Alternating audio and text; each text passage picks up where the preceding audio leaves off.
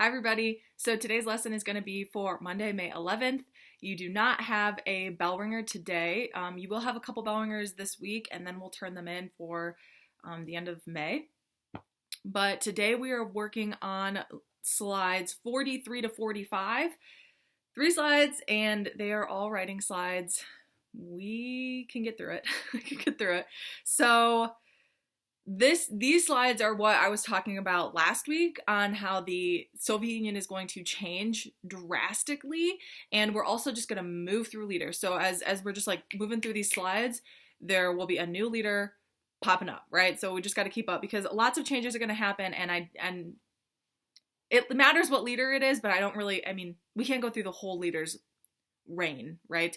So slides 43, 44, and 45. Slides 43, we have revolts in Eastern Europe. These are going to be the changes that I was talking about. Like I said, we have Nikita Khrushchev is right there, and he is the leader of the Soviet Union, and there he is talking with JFK.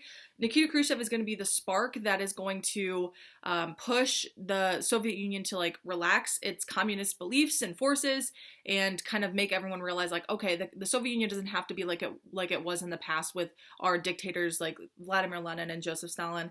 We can make some changes and we can still be okay. So these changes in the Soviet Union after Stalin's death led some in Eastern Europe to hope that the Soviets might end their domination of the region. Soviet leaders, however, made it clear that the reforms were limited. They thought that they would be limited, but every leader after Khrushchev just continued taking back and easing restrictions. So the Soviets used or threatened force to crush public protest in many countries and to assert their control. Soviet troops were put down revolts in Eastern Germany, Poland, Hungary, and Czechoslovakia. Remember, these are Soviet-controlled territories. They're like satellite states within that Russia controls. So that creates the Soviet Union. So as the Cold War moves on, and we are, continuing these threats and intimidations between the United States and the Soviet Union, we have to realize that these satellite states want their independence. So as we move through these slides here, remember that these satellite states do not want to be a part of the Soviet Union anymore. They want to be independent. They have always wanted to be independent. And when World War II ended and the Soviet Union just like took control of them, that took all of their rights away. So now they're going to start fighting for their independence. And the countries that you see today, obviously East Germany, at the end of the Cold War, spoiler alert, even though you should know this today, East Germany and West Germany are going to come back together and it's just going to be Germany. Poland and Hungary, they are going to be independent countries. Czechoslovakia is not even a country anymore.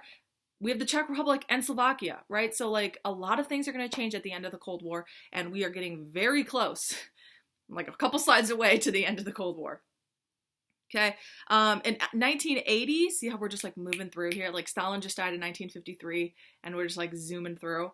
In 1980, hundreds of thousands of workers participated in an anti-government protest known as Solidarity. So we're not gonna, we're not gonna work. We're not gonna support your economy. We don't want to be here. We don't support communism. So if you don't give us our independence, then we're not going to support your economy and your industry that you thrive off of. You need us. You need our products, the products that we're making. So we're not going to work because we don't want to be here. We want our independence. All right. Slide 44. Oh, solidarity, by the way, is a vocab word. So don't forget to mark that down. Slide 44, the Soviet economy. Okay, this is one of the biggest changes, like I mentioned last week. The Soviet Union is going to ease its communist restrictions as much as they want to say, like, we're still communist. It doesn't work. You can't have a solely communist command economy. You have to focus on some capitalist policies in order for your economy to make money. And I'm not just saying that because we're a capitalist democracy. I'm saying that because it's true. Like you need to realize, supply and demand and what the people want in order for your economy to make some money. So let's talk about that. The Soviet economy that had performed so well after the war began to falter in the 1960s. By the late 1980s, the Soviet Union faced a crisis. The command economy system had worked well when the country was establishing its basic industries. But as these industries expanded, central planning proved to be inefficient. So the government planners set production goals. This means the government says you will produce this much stuff by this much time, this date. and with little regard to the wants and needs of the marketplace. That's us. These goals stressed heavy industry neglecting the goods that consumers needed. As a result, most sectors of the Soviet economy ceased to grow. Demand isn't decided by the people, which hurts the businesses. So in a capitalist economy, basically what that whole last bullet point says is, in a capitalist economy, we tell the businesses what to make. We set the demand and then they create the supply. So the easiest example that I can think of is like Apple versus like Samsung or something. When a new Apple product comes out, we have a new iPhone. Okay, great. It's the iPhone 15. That's awesome. Everyone wants to buy that iPhone. They create a certain amount of iPhones for what they predict the demand will be. When we start purchasing those things, they're like, oh God, like they really want these iPhones. They need to produce more. They need to increase the supply.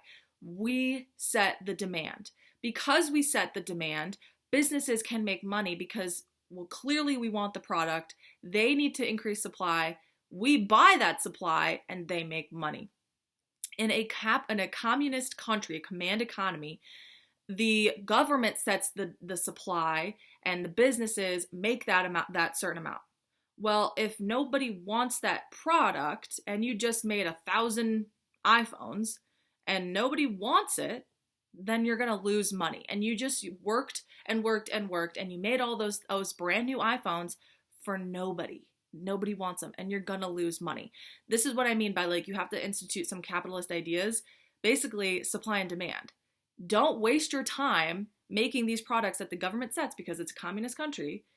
No one's going to buy them if nobody wants them. That's why that's so important. Supply and demand is so important. And that's why businesses and things in the United States or any capitalist economy works out very well, because we set the demand. So Mikhail Gorbachev, we have a new leader of the Soviet Union. Mikhail Gorbachev. How Russian is that? Gorbachev. We're going to watch a video of him, well, actually, of our president at the time is Ronald Reagan, demanding Gorbachev to do something, and it's great. It's great. I'm so excited. When Mikhail Gorbachev came to power in the Soviet Union in 1985, he saw the need for change. Gorbachev proposed two radical concepts. These are both vocab words. It is glasnost and perestroika. So Russian. So Russian. Glasnost and perestroika. Glasnost means openness and willingness to discuss the Soviet Union's problems. All right, let's just call it like it is. We aren't making money. Openness. Discuss. And first thing you have to do is admit that you have a problem, and that is glasnost. Think of like glass, like it's clear, it's see-through. Let's be open through this and we can talk about it. Perestroika means reconstructing and referred to the reform that the Soviet Union and economic political system. So perestroika means let's just fix this. So glasnost means we see a problem and we recognize the problem. Perestroika means let's fix this problem. Mikhail Gorbachev is going to change the Soviet Union. And by change the Soviet Union, I mean he's going to be the last leader of the Soviet Union. Something's going to happen. And it's also 1989. If you've been listening to me this whole unit, the Cold War ends and the Soviet Union falls in 1989. 1989. It's 1985. We're getting closer. Last slide. It is slide 45, and it is continued. There he is, Mikhail Gorbachev. So Russian. That thing on his head, it's just a birthmark. It's just a birthmark. Okay, some people have birthmarks. Mikhail Gorbachev, there he is. Gorbachev pushed through a number of major reforms, hoping to reduce the Soviet spending on weapons. You know, the United States could take some advice from them, because we spend so much money on our military. So much money on our military. And I understand that it's very important, but you know, some other things are important too, like education.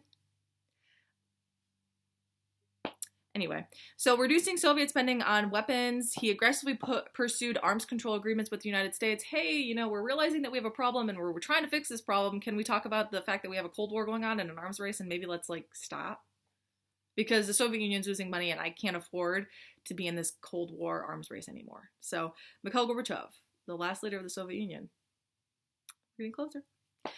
Gorbachev reduced central planning of the Soviet Union, or the Soviet economy, and introduced free market mechanisms. We are a free market society. He's implementing some capitalist ideas.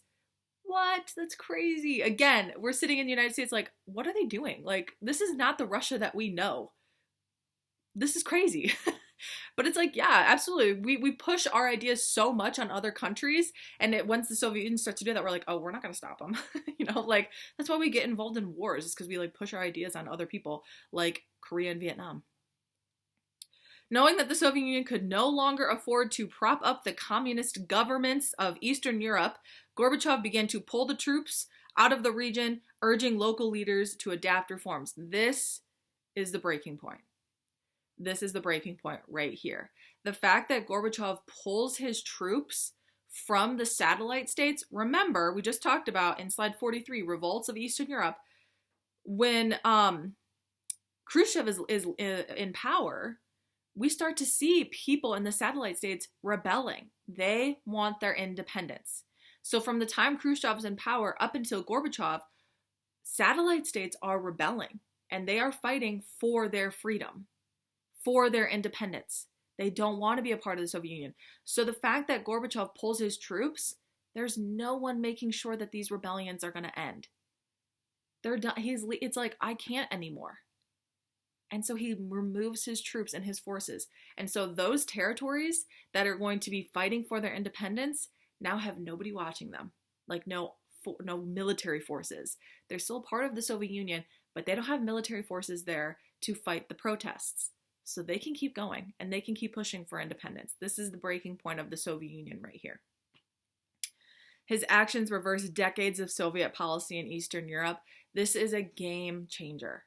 These countries now can continue to protest, and he's also giving the leaders of these countries some power in deciding the reforms that they're going to have. Remember, perestroika, we need to fix what's broken so we can have money and so our economy can do well. So he's giving power to these satellite states, some power, basically saying, you know what, we need to fix what's broken and you need to help. So we're moving his troops, and this is it, the breaking point of the Soviet Union. The people are going to protest, and it's going to get worse for the Soviet Union, because he's eventually going to lose all control of these satellite states, because the power of the people is very powerful. And when you don't have military forces shooting down people or throwing tear gas at people, remember the protests in China, or in Hong Kong, right? The separate independent entity from China. They wanted more rights from mainland China, and there was tear gas thrown at them and military forces, and it's scary. It's scary when your government is shooting back at you for protesting. I talked about last week the Kent State shooting, right? They were protesting the Vietnam War. They were protesting on a college campus, being violent, and they got shot. 4 people died. So no one's watching these protests anymore. He pulled his troops, and this is like free range to keep going and to keep fighting for your independence. This is the downfall of the Soviet Union. Mikhail Gorbachev, actually, he's still alive, and he has come out recently and said that he regrets doing this. He regrets basically being the reason why the Soviet Union collapsed, or the reason leaders get blamed for everything. Like when anything bad that happens while they're in charge, they get blamed for. So basically, we look back at Gorbachev and we're like, oh, you destroyed the Soviet Union, right? So he has actually just came out with like interviews, I think last year or a year and a half ago. And he was basically like, yeah, I regret instituting capitalist ideas in a communist country.